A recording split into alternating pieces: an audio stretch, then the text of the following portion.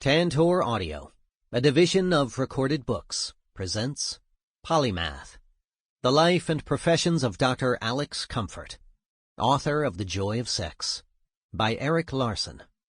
Narrated by Michael Butler Murray. Preface. Understanding the Human. Mitchell Beazley, a 2-year-old London publishing and book packaging house, was trying to break out of its niche producing atlases and wine guides, when a prominent British biologist approached them with something new and daring. A detailed, explicitly illustrated sex manual, geared for mainstream audiences. The authors, who chose to remain anonymous, were a couple who lived somewhere in the Mediterranean. One of them is a practicing physician, the biologist said. He had merely edited their manuscript. This being 1971 and the height of the sexual revolution, the publishers were intrigued. Unlike the usual run of such books, poorly written, full of misinformation, bearing a distinct aura of sleaze, this one was erudite and urbane, yet informal and often witty. It was organized, entertainingly, as a cookbook, a cordon bleu guide to lovemaking. For perhaps the first time, here was a sex manual that a respectable but adventurous couple needn't feel embarrassed to consult. Something a mainstream publisher might actually have a chance peddling to respectable bookshops. The biologist who brought the manuscript to Mitchell Beazley soon revealed himself to be the author, Alex Comfort, an accomplished 51-year-old Cambridge-educated poet, novelist, political thinker, and broadcaster, and, as a scientist, a leader in the study of human aging. And this was not his first book on sex. He had been writing and advocating for greater sexual freedom, better and more frank sex education, and an end to the legal persecution of sexual minorities for more than 2 decades. Comfort had also lived much of what he wrote about in his book. Almost a dozen years earlier, he had experienced a midlife sexual reawakening when he commenced an affair with a family friend. They turned her London flat into the scene of a long course in sexual experiment, complete with Polaroid photographs, a detailed notebook, and extensive delving into love-making texts from ancient India and Japan and Renaissance Italy. Distressed by the raft of dubious sex primers hitting the market in the late 60s, especially David Rubin's Everything You Always Wanted to Know About Sex, but Were Afraid to Ask, which he dismissed as eccentric porn, Comfort decided to write his own. He seemed the unlikeliest person to produce such a book. Middle-aged, scholarly, and physically unprepossessing, he was missing 4 fingers of his left hand, lost in a childhood experiment with explosives.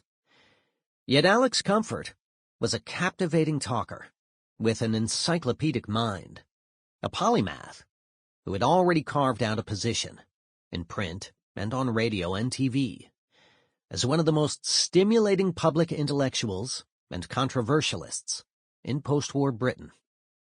A longtime anarchist and peace activist, he had made headlines in 1961 when, with Bertrand Russell and 32 other organizers, he was imprisoned for his role in calling a mass sit-down demonstration for nuclear disarmament in Trafalgar Square.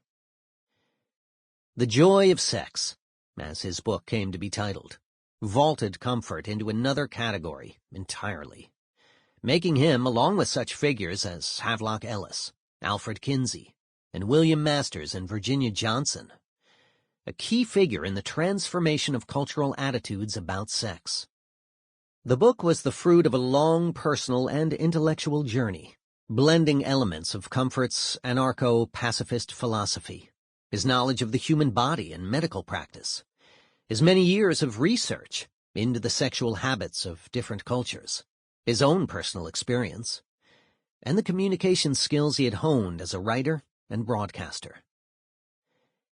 The combination produced one of the biggest bestsellers of the second half of the 20th century, moving more than 12 million copies to date, in various editions, and a host of languages following its appearance in 1972. It remains one of the most recognized titles in publishing history. Long before the term sex-positive gained currency, Comfort's book revolutionized the field of sex advice, establishing that writing about what happens in the bedroom and elsewhere, not to mention how it's presented in print, could be fun and engaging, dispensing with both the porn shop air and the clinical tone of the counseling that doctors tended to provide. Virtually every mainstream sex guide produced in its wake, of which there have been many, borrows something of the authorial voice, the attitude of toleration and self-discovery, and even some of the organizational structure Comfort created for his book, even when the authors deplore the more dated attitudes it expressed. In this respect, every sex-curious heterosexual couple in the years since who have turned to a book for advice on how to get more out of their experience in bed have been reading Alex Comfort, an achievement acknowledged by later sexual advisors from Dr. Ruth Westheimer to Dan Savage. For millions of readers, however, the joy of sex will always carry an embarrassing after-odor of the late 1960s and early 70s, grouped with such publishing artifacts as the poetry of Rod McEwen, Jonathan Livingston Seagull, and self-help guides like Your Erroneous Zones. Years after it was published, its author occasionally referred to it as a bit of an albatross, because it was entirely a side project. It was purely the luck of the draw that it sold better than the 50-odd other books he had published since the age of 18.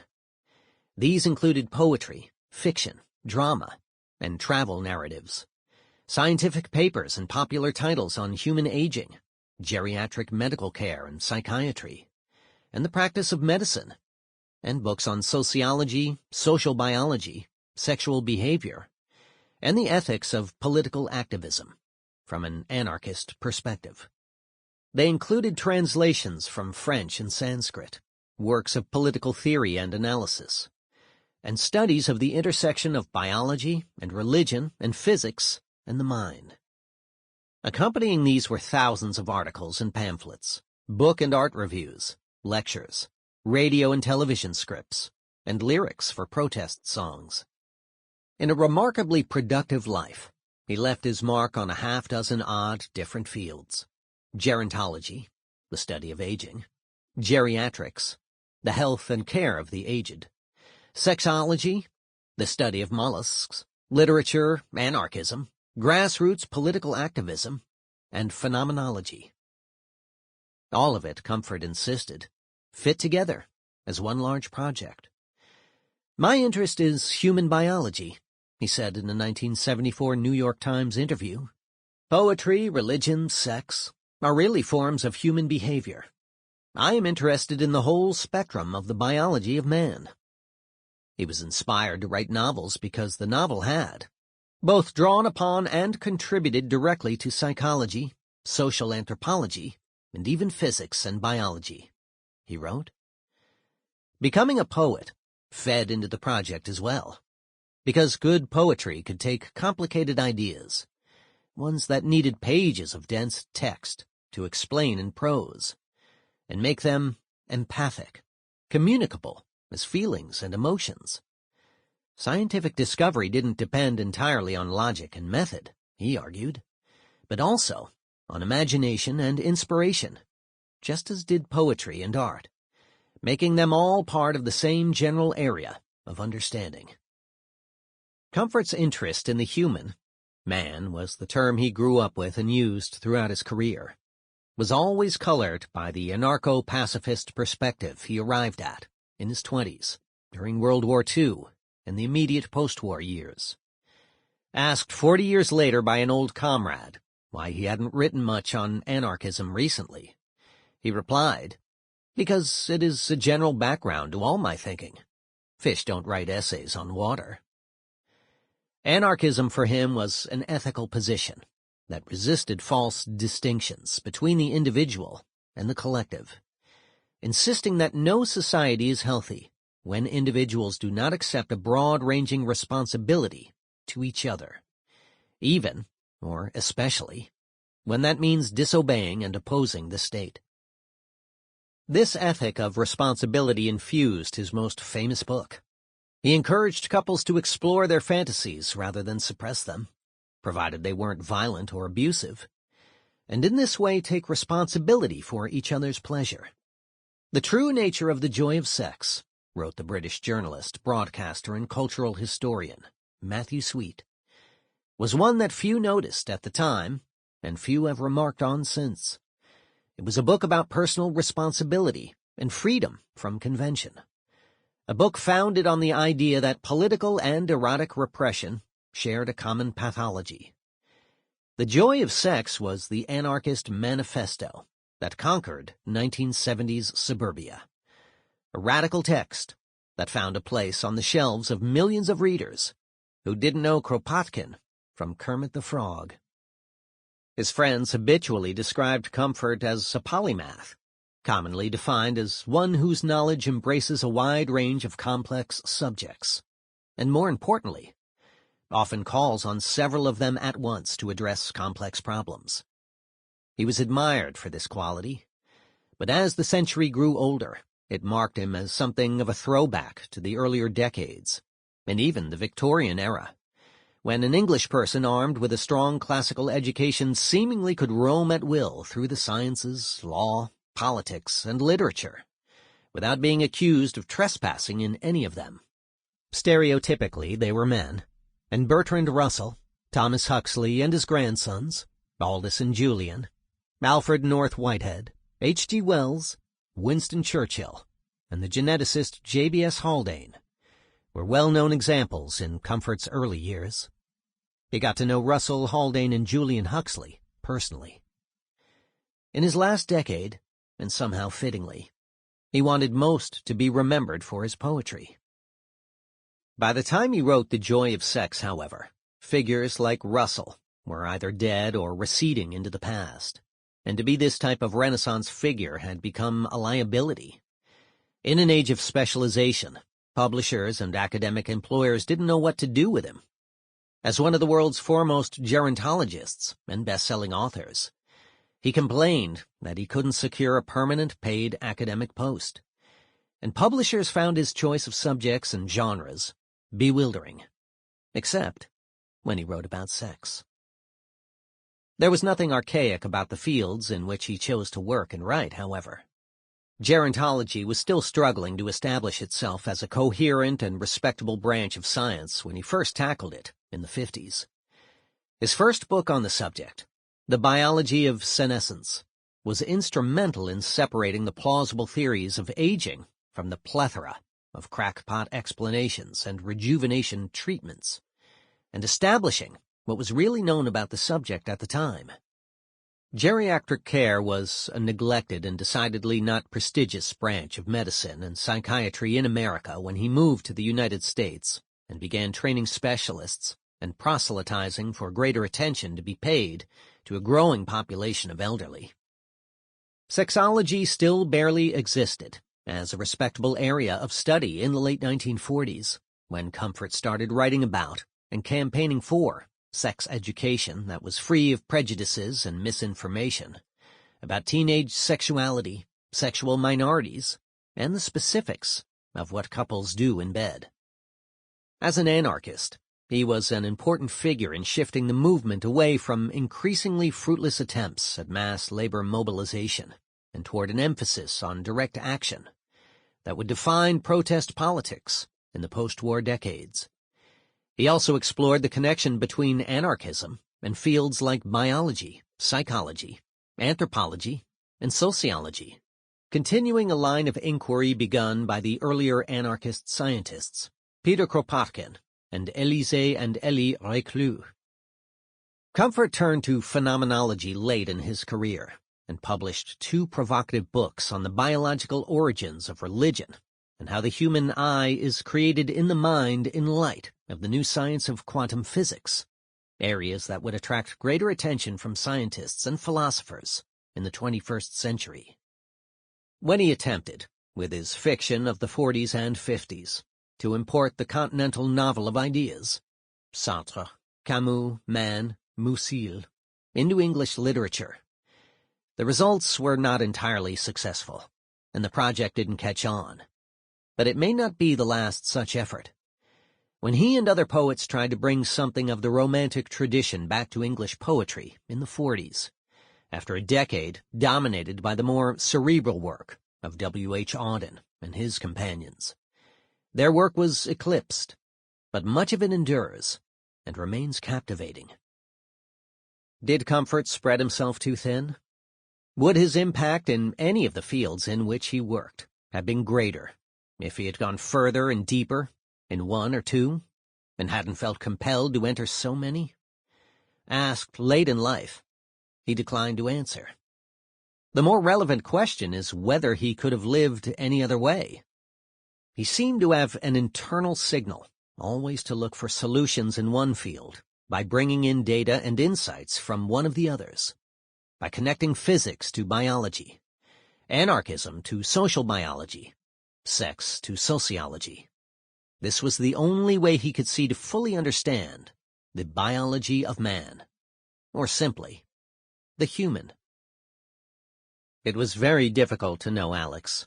Leonard Hayflick, a bio-gerontologist and longtime friend, admitted. He was one of the brightest persons I've ever met, and his mind worked so fast.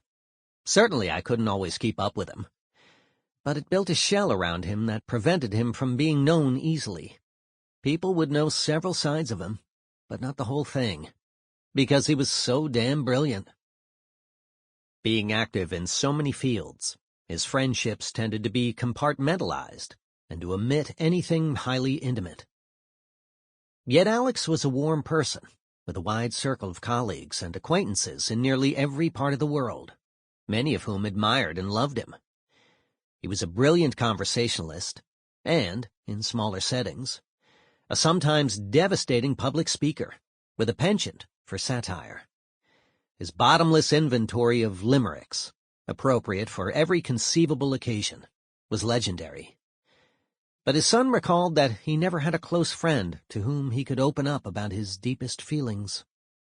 Many people with whom he had long relationships, scientists, writers, including George Orwell, publishers, political organizers, only met him in person once or twice, and kept in touch with him largely by correspondence.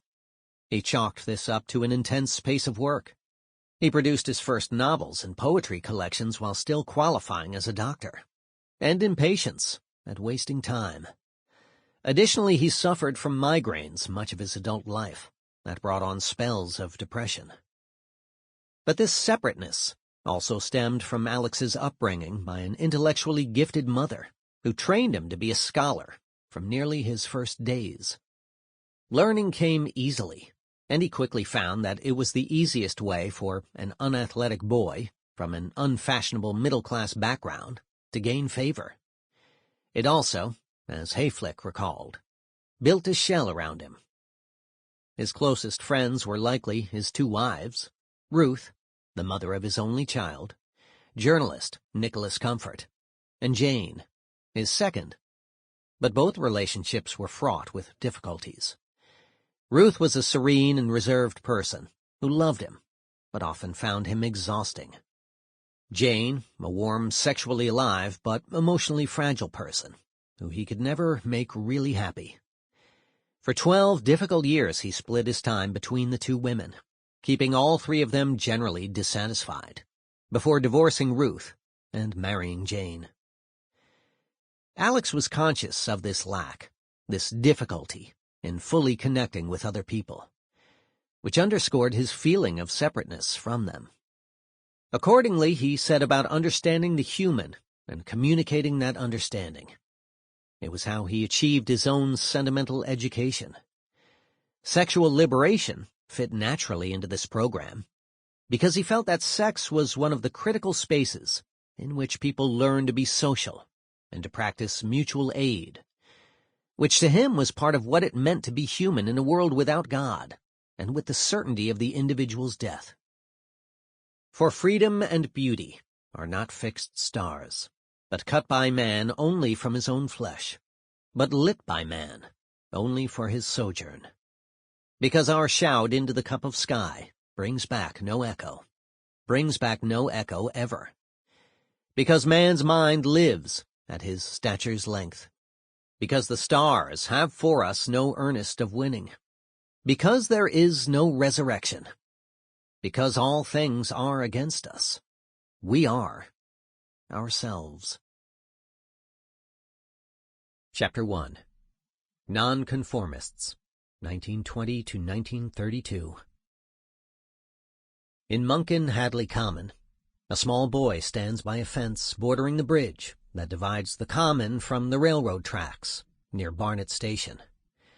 Placing himself properly, he can see through Hadley Tunnel to where 4 lines of the Great Northern Railway join into 2 and pass through the tunnel as trains from as far away as York head into London and their terminal point at King's Cross Station. He makes sure to be at his post by the fence or at Barnet Station promptly at 11 a.m. any day he can.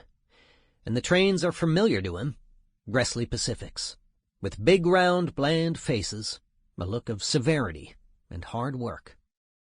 Ivat Atlantics, with their young mustached faces like the Laughing Cavalier.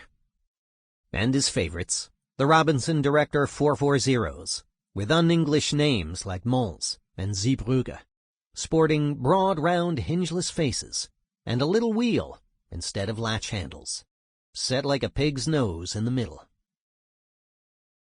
Even when he can't contrive to see the locomotives close up, he can catch a fleeting glimpse, or at least recognize them by ear, while shopping with his mother, playing in the garden of the family's house in Barnet, or from his window in the rear bedroom, because each has a distinct whistle, and nowhere in his neighborhood are the trains far from earshot.